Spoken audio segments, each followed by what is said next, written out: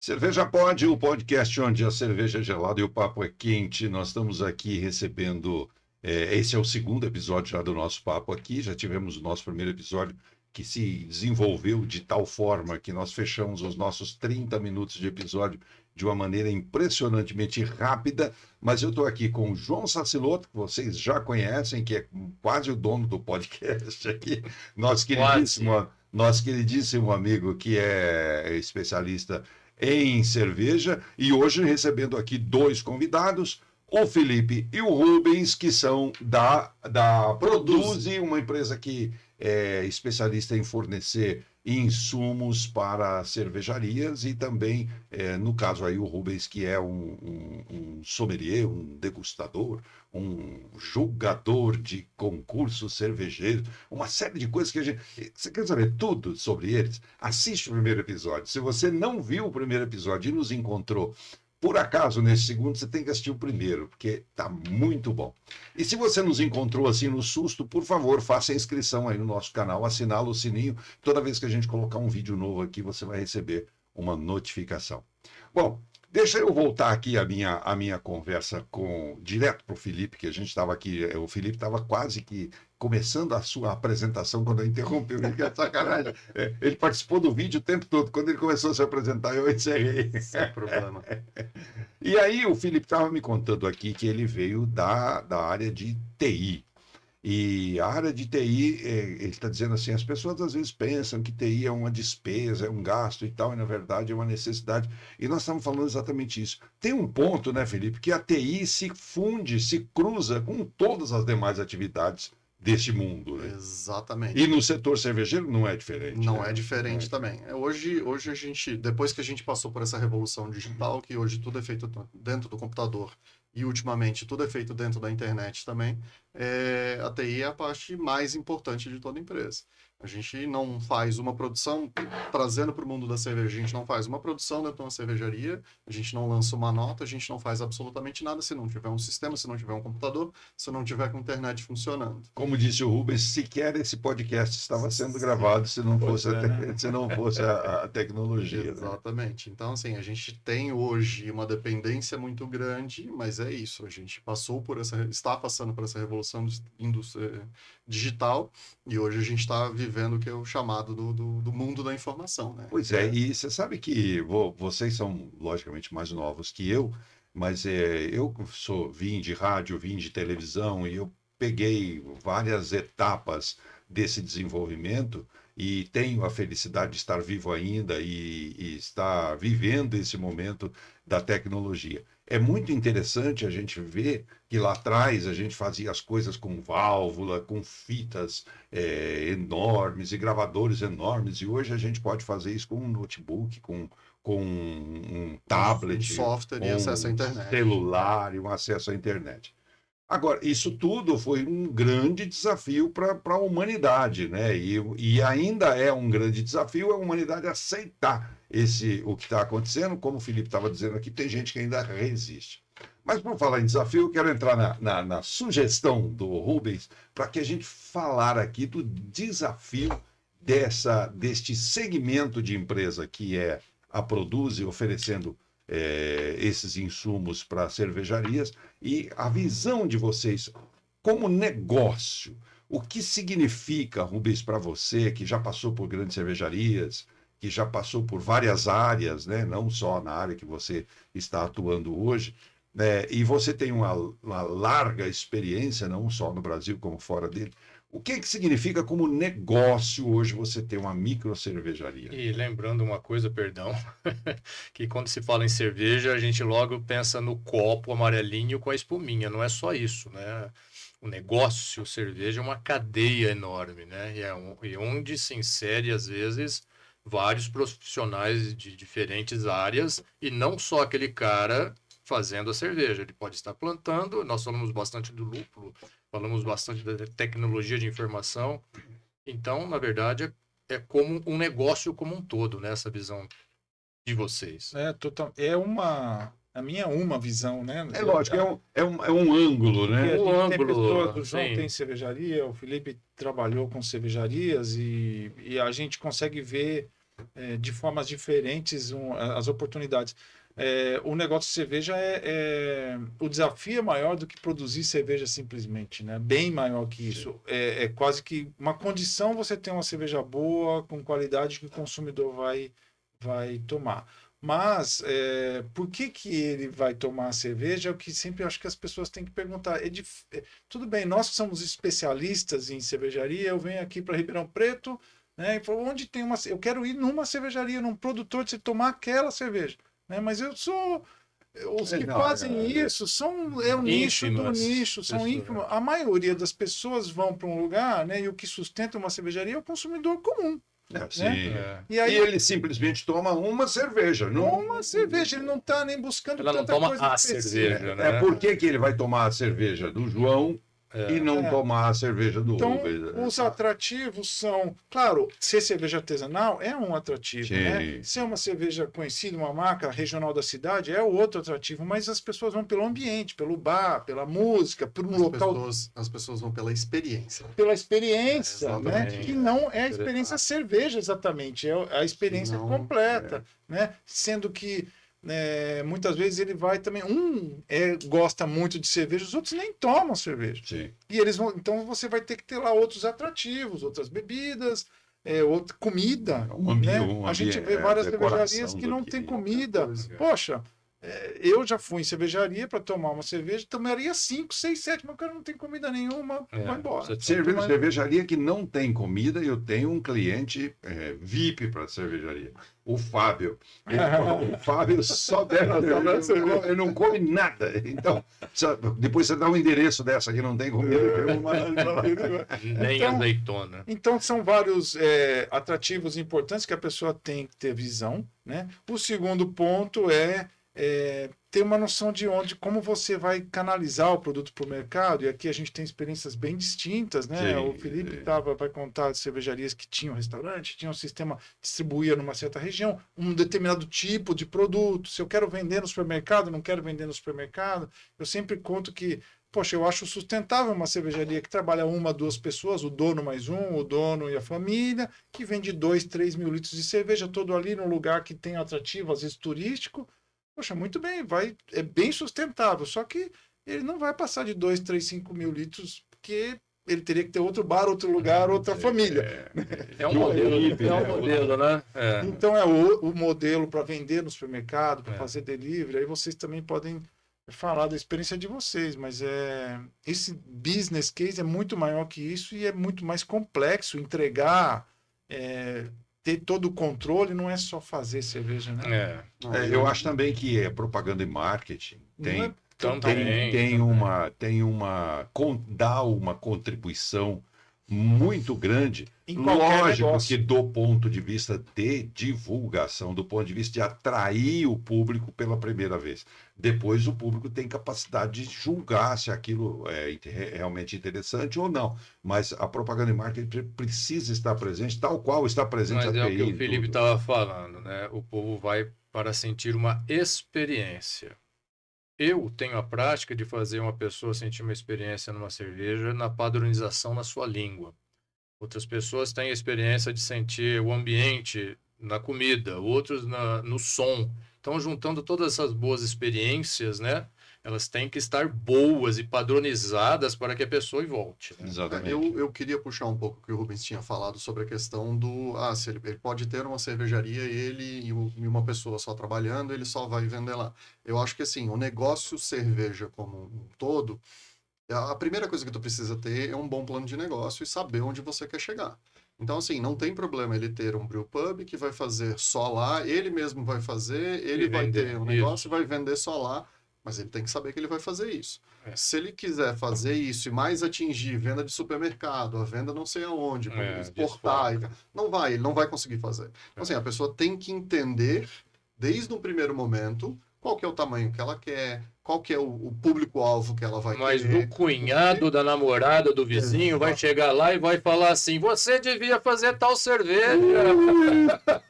Pinta aqui de azul que você vai ganhar dinheiro. Vai vender bem mais Você se vai você fizer. Faz essa cerveja aqui que eu gosto, que você vai vender bem mais. Outra coisa muito comum, Consultores. outra coisa muito comum é o cara faz cerveja em casa, ele é cervejeiro caseiro. Poxa, eu faço, ele faz 20 litros, daqui a pouco ele tá fazendo 40, 60 litros. Pô, todo mundo gosta, vem no churrasco, então ele acha que ele vai conseguir produzir e vender. Mas Todo mundo gosta se não pagar. o João fez esse comentário num episódio aqui. Todo mundo gosta da cerveja que você fez em casa, enquanto tu tem que pagar. Agora me dá denzinho aí. denzinho aí para eu comprar lucro. Aqui, não volto mais. Mudou de religião, tô tomando antibiótico. Mas Enquanto é de graça, tá maravilhoso. Mas aí, voltando ao que você estava falando, o Vai, foco, vai. se a pessoa tem aquele foco, claro, não precisa ter o foco, certeza daquilo, mas pelo menos um alvo na frente onde vai se atingir, né? Eu quero fazer mais ou menos isso aqui da minha vida e não Exatamente abrir. isso. Hoje ninguém está abrindo mais nada para mais nada, né? É tudo muito separado. Até as faculdades de engenharia, que antigamente só tinha 4, hoje tem umas 20 faculdades de engenharias, né? Não, eu imagino que é o seguinte, é exatamente essa coisa do alvo. Eu tenho o alvo lá. Se sair um pouquinho, beleza. Mas eu ainda tenho aquele alvo. O problema é que quando a pessoa quer atirar para tudo quanto é lado. É isso, assim, eu tenho uma produção pequena, eu vou fazer 3, 4 mil litros, mas eu quero atender o supermercado, eu quero entrar no pão de açúcar, eu quero... Não vai conseguir. E A outra, pessoa... né? E dependendo do caminho que você escolhe, eu quero vender no Pão de Açúcar, tudo bem? Tudo Você bem, acha que não. você vai ganhar dinheiro lá? Você vai Não. competir com quem lá no Pão de Açúcar? Aí é que tá. Entendeu? Mas aí você vai ser competir com gente grande grande, hein? companhia. Não, e você vai gastar energia com uma coisa que não lhe apetece. Mas não não dá tem dinheiro, não, muitas mas vezes. aqui, Não mas dá, não não tem dá. problema. Se o negócio, se o business da pessoa, desde o primeiro momento for esse, e ele conseguir fazer isso para atingir aquele objetivo de Não, tudo Já bem. quero bastante. estar nas redes grandes de supermercado, que eu quero vender só assim, ajuda, vai conseguir, tem gente que consegue. E vai Agora, conseguir. o que atrapalha não é só cerveja, qualquer profissão é o ego, né? Às vezes o cara faz e ele quer aparecer, aí vou que fazer está. propaganda, poxa, Não, vou. E às vezes ele tem um talento, tem uma especialidade que ele poderia sugar disso o sucesso do produto dele, e ele fica com um foco na grandiosidade, ele fica com foco lá no mercado da Ambev, mas meu, É muito comum, a gente fica vê difícil, história. com isso o seu talento vai ficando para trás, né? É muito comum você ver na cidade, não, eu vou fazer cerveja, eu conheço o dono do supermercado, cadê as grandes, né? Não tem nada Eu a ver. conheço o dono. O supermercado pega uma vez, agora ele não vai vender a segunda ou terceira vez. Não é Pronto. assim. Então, é muito. Acho que você já viu essa difícil, história. não, né? eu já vi essa história 500 vezes acontecendo. É exatamente assim, eu vou fazer. E às vezes acontece muito a pessoa começa uma cervejaria, porque eu sei fazer uma boa cerveja. Mas ele esquece que fazer a cerveja é a parte pequena do negócio. Tem todo o business em volta. É compra, venda, Deixa eu dar um exemplo Comunicação em Deixa eu dar um geral. exemplo da minha área, João. Esses dias eu estava caminhando pela rua, aí na Feira do Livro, e um rapazinho, me abordou e falou assim: olha, nós estamos pedindo 50 centavos para cada pessoa, porque eu e a minha banda estamos reunindo um dinheiro para gravar um CD. E gravar um CD é como fazer uma cerveja. Sim. É um detalhe da sua carreira. O fato de você gravar o CD não quer dizer que você virou cantor e fez sucesso. Exato. É só o primeiro passo que você dá. Fazer a cerveja, você pode aprender a fazer, ter um talento de fazer, mas existe uma série de outras coisas no processo que vai tornar essa cerveja conhecida, consumida. O João estava dando um exemplo disso hoje, conversamos disso hoje, né? Ou seja, ele tem a cervejaria já de muitos anos, construiu todo o negócio de cervejaria. Antes ele fazia e distribuía, tinha distribuidor. Aí ele resolveu, em determinado momento, falou: olha, eu só quero fazer. Vão distribuir você. Porque são duas especialidades quase que distintas. Distintas, é diferente, Entendeu? exatamente. E às vezes a pessoa quer abraçar tudo, né? Exatamente. E neste caso, dividir, você pulverizar ou dividir o rendimento, até o rendimento, que você dividir com outras equipes, é muito Você gasta proveitoso. tempo nas suas fortalezas, naquilo que você No consegue. seu talento. No Como seu que é? talento. Ah, tá bom. O Rubens e Felipe, como que vocês estão vendo o mercado no seguinte aspecto? Nesses últimos 2 anos, está havendo até uma dificuldade agora no crescimento em número das cervejarias. Até o ano retrasado, o número das cervejarias estavam crescendo bastante aqui no Brasil e houve até um pouco um retrocesso nesse número nos últimos Segue crescendo, mas 2 muito anos, pouco, né? crescendo muito pouco. A gente vinha num crescimento de 18%, teve 12, 18, e esse último ano agora foi 4, E em é claro, porcentagem de número de cervejarias. claro que talvez pode ter atingido um número que pode ser saturado, então as pessoas estão percebendo que não é tão fácil assim para ter o negócio. E vocês estão percebendo que essas cervejarias estão sofrendo por algum motivo de tecnológico, ou não estão conseguindo atingir um sabor, uma padronização, um atingimento das pessoas? Como é que vocês conseguem perceber algum um nicho desse? Ou é uma coisa mais contábil realmente? Não, Eu- eu acho que são as duas coisas. A minha percepção é que é uma coisa contábil, né? Que é uma coisa contábil e que muitas pessoas não estão conseguindo atingir uma padronização de produto. Então, está um pouquinho difícil de atingir essa qualidade. Será que Eu- o Para contábil não é atingir- reflexo? Então, Para atingir qualidade, como que a empresa de vocês consegue ajudar em padronização de sabores nas pequenas cervejarias, levando em conta que nós, no mundo inteiro, não se trabalha direto com a lei da pureza, mas se trabalha com você usando insumos auxiliares na fabricação de cerveja. Como vocês conseguem na empresa, produzem, vocês dão a consultoria e fornecem produtos para auxiliar nas padronizações de sabor? perfeito. São duas coisas, 2 pontos para se responder. Então, Tá. né? O que a gente acha que está acontecendo com as cervejarias hoje em dia, como que está o mercado cervejeiro e por que está tendo esse problema? Minha visão. Talvez Só- seja só- simplesmente uma adequação. Então, a minha visão pessoal é que o mercado cervejeiro vinha num boom muito grande até a pandemia. E aí a pandemia foi para Existiu o fator pandemia. Existiu o nesse fator meio. pandemia, Tá. que o fator pandemia mudou os padrões de consumo do consumidor brasileiro, principalmente o padrão de correto. consumo Mundial. mundial. Em Mas- todos os produtos, É. né? Em todos os produtos, exato. Então, assim, houve essa mudança grande, e aí a pandemia veio, é aquela coisa. Na pandemia a gente sabe quem estava nadando nu. Porque se a pessoa estava indo mais ou menos, muita gente fechou, muitos negócios não conseguiram sobreviver a isso. E aí a gente viu quem que estava um pouco mais sólido e conseguiu se manter. Muita gente teve que rebolar, mudar, fazer e tal. Muitas pessoas se reinventaram e deram saltos, inclusive. Né? Exatamente. Teve bastante gente que se reinventou e conseguiu abrir novos mercados, conseguiu fazer algumas outras coisas. Teve alguns outros que não conseguiram e, infelizmente, a pandemia estava aí para poder... Bom, ninguém estava esperando, né?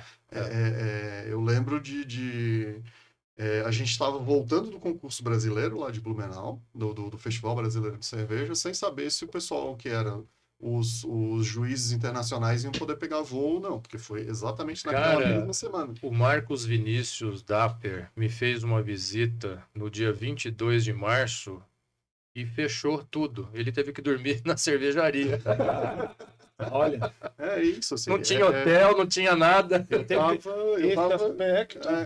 Eu tava lá em Angra dos Reis, a gente foi numa sexta-feira, o caminhão saía para ir para o Rio de Janeiro para fazer a entrega, nosso caminhão saiu com, sei lá, 7, 8 mil reais em produto, fez a meia volta e voltou, porque todos os bares fecharam, bares e restaurantes, todos eles fecharam. Ninguém quis receber Ninguém ia receber. Então, foi de uma hora para outra, assim. Então, a pandemia dificultou bastante coisa, e durante a pandemia houve essa mudança no padrão de consumo brasileiro. O exemplo bom, a mistura clássica, onde eu era cervejeiro na época, foi isso. a gente atendia 98% de bares e restaurantes. E a partir nessa sexta-feira não tinha mais bar e restaurante para atender. Então a gente teve que rebolar para poder conseguir atender, buscar novos mercados, vende, growler, faz, uma série de outras coisas. Muito do mercado de growler surgiu nessa época. Surgiu durante essa Para época. o consumo em casa, né? Para o consumo em casa. Até o pessoal que fazia growler vendia para supermercado, o pessoal passava no supermercado e levava isso para casa também, que antes era uma realidade que não existia no Brasil. Isso a gente não tinha cerveja em growler. E hoje em dia é bastante. Aqui no interior de São Paulo ainda tem bastante disso, mas se for pegar, por exemplo, o oeste de Santa Catarina, só se vende growler lá, não se vende mais lata nem garrafa. Que era a embalagem mais fácil, ele só vendia barril. Aí eu vou encher o quê? Ele não tinha envasadora de lata nem de garrafa, então começou a encher o growler plástico, e aí para se virar, para vender alguma coisa. E o barril também oferece, para esse pequeno consumo, oferece uma dificuldade de transporte, de manuseio, né, em casa. Que não podia, a gente não podia falar com as pessoas. Aí teve muito, eu acho que, e aí isso mudou muito o hábito de consumo. As pessoas deixaram de ir ao bar, né? Começaram a consumir em casa. Então esse hábito de se consumir em casa, fazer menos happy hour, menos isso. É o que o Felipe diz, não tinha bar, né? Não tinha, mas bar, se manteve, uma parte disso se manteve depois da pandemia. Exato. Né? Então, de lá para cá, a gente vê... criou-se um costume, né? Esse costume, acho que aí somando, tem a questão também que as pessoas estão consumindo, estão mudando o hábito de consumo de álcool, enfim, isso mundialmente está acontecendo. Exatamente. Houve uma redução do consumo de álcool per capita mundial também. E além disso, assim, a pessoa está consumindo em casa, consome menos. Então, para as cervejarias, isso foi... E aí, volta ao ponto que eu estava falando antes. Se a pessoa sabe onde ela quer chegar... se o cara tem um bar que ele só vende lá, ele só faz a produção para ele, esse pessoal conseguiu se manter. O período da pandemia foi ruim, fechou durante um período, mas depois voltou. Algumas cervejarias que eu conheço, que têm esse modelo de negócio, hoje vendem super bem, estão conseguindo se manter, mas é isso, eles chegaram naquele cap de 4, 5 mil litros, e dali ele sabe que ele não vai sair, ele está feliz com isso. Outras cervejarias vendem bem mais, que é o que vende o mercado de massa. Essa é a minha experiência lá no Rio de Janeiro, por exemplo. Tem mercado para Pilsen. O pessoal quer isso. Mas ele quer um produto bom, leve, de qualidade, e que vai chegar num preço barato. Então, aí mudou um pouco do que era o que as cervejarias artesanais estavam oferecendo também. Porque eram geralmente produtos mais caros, mais elaborados. E aí o pessoal ficou meio despreparado para isso. Eu sei o que fazer para entregar um produto bom, digamos, para um consumidor exigente. Eu sei, eu teria a resposta. Como vocês, na área de vocês, contribuem para o cervejeiro entregar um produto bom? Aí teve bastante essa mudança. Eu acho que o principal intuito de uma empresa. Eu colocaria só um terceiro motivo no que o Felipe falou, nessas razões de mudança de hábito de consumo, pandemia e tal, que é a questão também econômica. As pessoas têm menos dinheiro, a inflação subiu, então fez com que as cervejarias migrassem de produtos premium, high premium, com muito lúpulo, muito caros, para cervejas mais baratas, mais acessíveis, leves, e aí sempre vão exigir qualidade, padronização, isso é essencial ter isso, né? Então a gente também na Produz eu vi bastante uma migração, né? Pessoas que eu não doso aditivo, quero fazer pela lei da pureza. Puxa, primeiro que faltava conhecimento, muita gente nem sabe do que está falando exatamente. Nem sabe exatamente do que está falando. Isso é o grande diferencial. Acha que lei da pureza significa é assim que tem que ser. Puro é melhor. Puro é melhor. Exatamente. Né? Então, tem muita gente que se diz puro, mas não é tudo isso. A lei da impureza, né? Mas então, sim, então passa por conhecimento, esse é um dos papéis que a gente cumpre de levar conhecimento, soluções técnicas, ajudar as pessoas a entenderem, saberem quais são as soluções que ele pode jogar, né? Que ele, por legislação, ele pode, o que implica tecnicamente. Às vezes você tem coisas que aumentam o teu custo, mas melhoram a qualidade, né? Então você tem que conhecer para melhorar teu processo para conseguir chegar num produto de qualidade e competitivo em preço. Então a gente vê bastante esse movimento de gente que não estava preocupado em rendimento de malte, não estava preocupado quanto tempo demorava no processo. Pô, Rendimento de malte é quanto de cerveja que se consegue fazer com a mesma quantidade de malte, né? Exato. Você Exatamente. pode ajudar o cara a lançar mão de alguma estratégia para que com 100 quilos de malte você possa conseguir alguns litros a mais de produto, né? E isso Exato. diminui o custo. Isso. Isso é o Muita papel de vocês também nesse segmento que vocês estão atuando, né? Também, mas Como eu acho que o principal diferencial da Produze hoje é a gente levar esse conhecimento para as pessoas. Não é só o produto, mas é o conhecimento e como utilizar isso durante o processo muita também. gente nem calcula rendimento. É. Eu chego em várias cervejarias que quanto que é o rendimento ele nem sabe. O que Não, deu, deu. Aí você fala, pô, você tá jogando dinheiro pelo ralo, você Hum. pode melhorar bastante. Então, Muita gente sequer anota o que está fazendo. Então, o cara tem um dia inteiro Não de tem nem produção. TI e nem Não, caderninho. nada, não tem caderno, ele não tem absolutamente nada. E a partir dali a gente, gente, olha só, vamos lá. Anota, porque tu E não não vai é lembrar difícil. o que tu fez da Não última é vez. difícil. É. mas a- Então, é isso, é conhecimento além dos produtos, né? E isso faz com que o negócio dele seja mais sustentável, porque pô, é dinheiro, entendeu? Sim. Entra na parte econômica, financeira que É. você mencionou, né? Contábil. Contábil. É porque a conta tem que fechar no fim do dia. Tem que fechar e fechar. Se puder sobrar, melhor, né? Né? Então, fazer uma produção, ele tem um tanque de cerveja que ele antes do jeito que ele fazia, demorava 30 dias para a cerveja ficar pronta. Então, aquele tanque ficava ocupado com um lote por 30 dias. Mas se ele, dependendo do jeito que ele fizer, ele consegue fazer 2 lotes com o mesmo Com o tanque. mesmo. Ele consegue fazer em Exatamente. 15 dias. Então, toda essa Já ajuda. dobrou a produção, né? Né? Então, acho que o mercado tem migrado muito para essa visão, Eu acho. para a sustentabilidade da Eu cervejaria. tenho percebido isso Eu também. também vejo assim, muita gente abriu uma cervejaria pelo amor à cerveja e esquecia da parte do business. E agora o pessoal tá Exatamente. todo mundo indo atrás da parte do business para poder ficar mais profissional e conseguir. É que, na Mais verdade, rendimento, se você mais- quiser ter uma indústria, ou uma pequena indústria, uma microindústria de cerveja, que produza produto de qualidade, você precisa fazer um determinado investimento em equipamentos, em insumos e etc. E isso precisa, de alguma forma, retornar para o bolso de quem investiu. E é neste momento que se exige, que é necessário esse business e você prestar atenção e colocar o marketing a serviço, enfim, porque senão você vai desenvolver a sua paixão de fazer cerveja para você beber, Exato. mas você não vai conseguir o retorno do seu investimento. E para o seu compadre também, para o seu vizinho, seu Sogro, cunhado. E se você não Tem muita investir gente para beber sua cerveja de graça. para beber, sim. Para o pessoal do podcast, O pessoal do podcast. Dá sinalzinho aí no sinal que você ganha uma cerveja. Clica aí no. Clica, Dá um like, like. dá um like aí que você vai beber cerveja com a gente. Tá bom. João, meus queridíssimos amigos, a gente ficaria aqui por horas conversando sobre essa linha de atividade de vocês, que nós já temos aqui muitos episódios com o João falando. Mas esse foi efetivamente um posicionamento diferente. diferente. Né? O nosso podcast, vocês devem ter assistido já alguns deles, que tem o foco na produção, na história e etc., que o João é um grande conhecedor e especialista nisso, mas quando o João disse que traria vocês para a gente falar desse Eu outro sou lado... grande conhecedor de pessoas que conhecem, isso que é o importante. Pois é, mas aí que está o grande segredo, né? eu Claro, não sei, mas sei quem sabe. eu sei que tá. Isso é exato.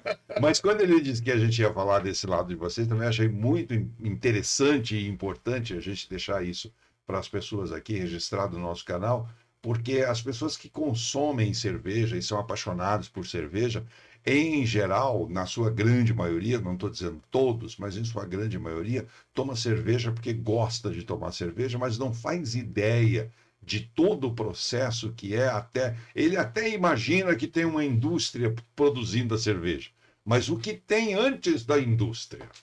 E o que né? tem ajudando, né? E o que tem Dando de apoio apoio. para a indústria, né? Esse conhecimento que vocês propagam através desse trabalho de consultoria, os produtos que vocês vendem, né? Os insumos que vocês vendem, que precisa ser de boa qualidade, porque senão você, ao invés de ajudar, atrapalha. Achei muito interessante esse nosso papo e quero agradecer vocês a Não, eu que agradeço. disposição e a disponibilidade de vir aqui bater esse papo com a Bom, gente. obrigado. Nós que agradecemos de estar aqui.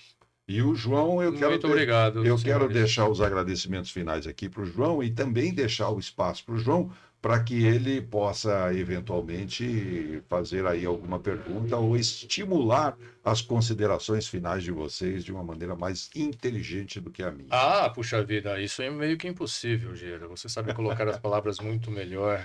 Mas você tem conhecimento, Não, conhecimento das- técnico de cerveja só. Eu gosto sempre de citar aquilo que o que nos faz grande é porque nós nos apoiamos nos ombros de gigantes, e aqui estão dois gigantes que eu sempre me apoio em vossos ombros. Sei que faço um bom produto, não recebo meus tapinhas nas costas sozinho, sempre louvo os meus amigos, a quem eu sempre lanço mão do conhecimento e da alegria que eles têm, e o mais importante, da alegria que eles têm aqui me visitar, me ver, me ajudar e de estar comigo. Isso não tem preço. E agradeço. Obrigado por ter vindo, Felipe. Obrigado. Rubens Matos, o famoso Rubens Matos.